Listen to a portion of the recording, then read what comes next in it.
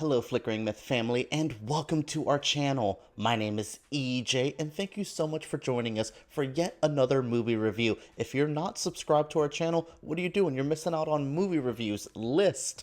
We are in production of feature films. There is so much going on at Flickering Myth, so make sure you join us. But in this video, we are going to be diving into the new religious, biblical, epic comedy drama. We'll talk about tone in a second. We are going to be discussing the Book of Clarence.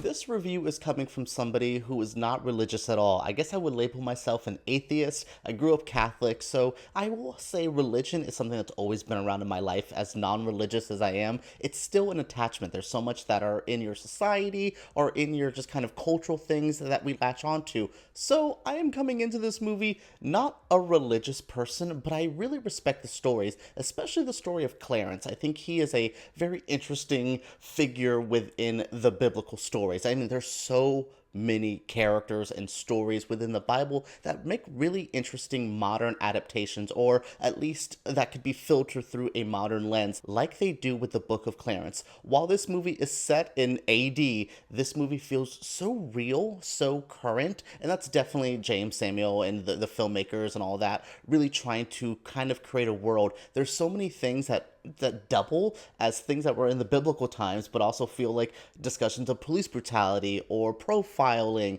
or the lack of wanting to see people better themselves, or how much the Romans hate that they found, these people found their own figure to love and admire. There's so many conversations being had here, which I thoroughly enjoy. This movie just struggles for me with it needing to either be a comedy or a more serious drama. And I know people love their dramedies. I know people love dark comedies or things that kind of throw around tone. And I definitely think the tone of the movie overall is fine. There's just certain moments where I just really struggle with wanting to laugh at moments, and then I'm like, ooh, am I not supposed to be laughing here? Or finding moments serious, but maybe it's played for comedy. It's just a small little fine line that they have to walk here, and I just don't think they walk it enough. We'll discuss tone and things near the end of the movie, but my overall thoughts, I like the Book of Clarence. I think it's well acted. I mean, LaKeith Stanfield, we get two LaKeith Stanfields.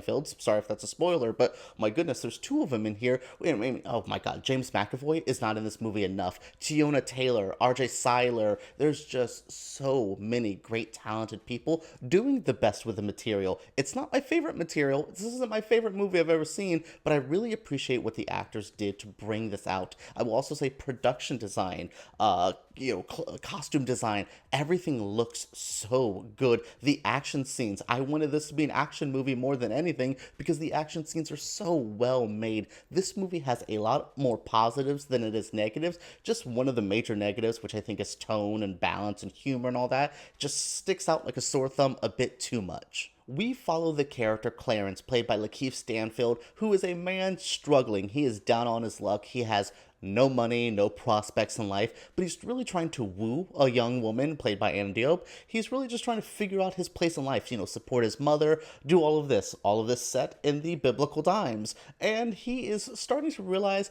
that there is a Messiah rising, and he says, can I capitalize on this Messiah thing? Can I get my own pyramid scheme going on here and get people to start following me and give me money? So once he starts that path to try to be the Messiah, he's seeing what Jesus and his camp is doing. He's just like, I could do that too. So he starts kind of doing false miracles to get people behind him. And this is where the story, I think, struggles a little bit, because we're twiddling our thumbs a lot in the second act. It is a lot of him doing these Messiah-like things and then trying to figure out why he feels the way he does. He's conflicted that he's not, he's making all this money, but he's not as happy as he is. He wants to maybe, reunite with his brother, but does he want to? There's a lot of things going on with Clarence, and I find the middle of this movie to be a bit tedious. I love the setup. I think we were really setting up the story well. There's a little bit of action. We're getting it through. And I love the end. Once James McAvoy's Pontius Pilate, comes up in here and does the damnedest thing, I love all of that. It's just that middle section, dealing with the other, the other apostles, dealing with the Jesus of this all, the Jesus side of this. I don't want to spoil anything, but that is the biggest, oh, that's how we decided to tell that story. It's interesting. It's it's interesting, I would say it. But yeah, again, this little second act, I was just trying to figure out what they were trying to do, what they were trying to say, and I was just getting a bit bored. But then again, that third act comes in, Jeymes McAvoy comes in, and Clarence is starting to have to pay for all of the things he did, unfortunately. Then the movie gets good, but it also loses a lot of the comedy, and then I'm watching a legit crucifixion, and I'm like, my God, I did not know I stumbled into the Passion of the Christ too. So yeah, there's a lot of good here. I just feel like there's some fine tuning that needed to be done in that second act. Maybe trimming about 15 minutes off just to tighten things up. It's a really good, solid script. It's a good idea. I just think it needed to have some red penning, some just maybe shifting things around, getting us to that third act quicker, because once McAvoy comes in, once we get whoever Benedict Cumberbatch is playing, all of that starts getting really, really interesting, but I feel like we waited so long to get to that point. Tone.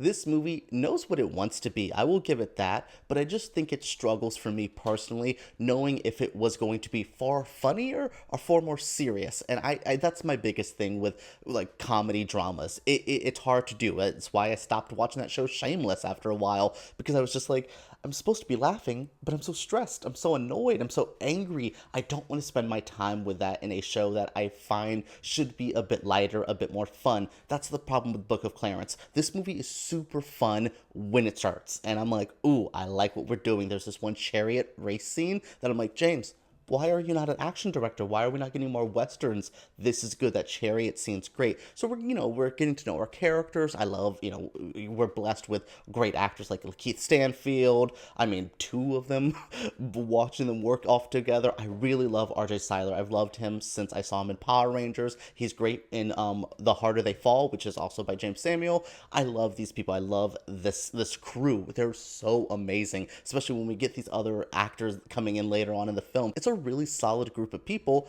I just am like, I'm not laughing as much as I want to laugh. Or when it is serious, I'm like, God damn, this is serious.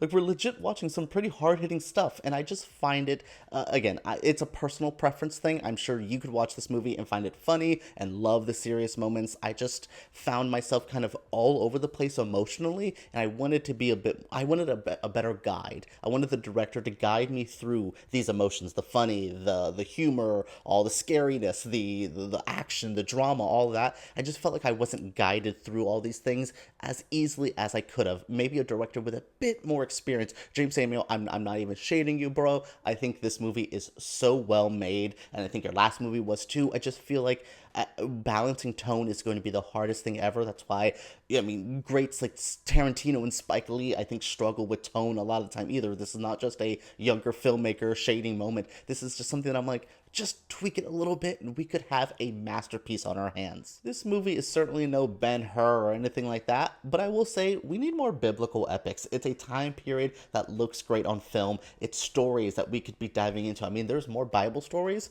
What about the guy who, turned back and turned into a pillar of salt? There's so many stories that we could be diving into. Give me more, that dude in the whale. Give me a lot more. We've never had the definitive Adam and Eve story. Where are these at? Give them to me. I think this is ripe material that we still could be mining, and we just kind of dipped out for a while. So I will say, I like what the Book of Clarence is attempting to do. This movie just did not capture me in that 1,000%. I love it way that I expected, but I definitely enjoy it. I definitely think it's worth the viewing. If you're a fan of religion, or if you're a fan of LaKeith Stanfield, check this out. So make sure you guys give me your thoughts. What did you think of this review? What do you think of this movie? Share your thoughts in the comments below. Subscribe, thumbs up, all that jazz. And let's talk about the Book of Clarence right down below.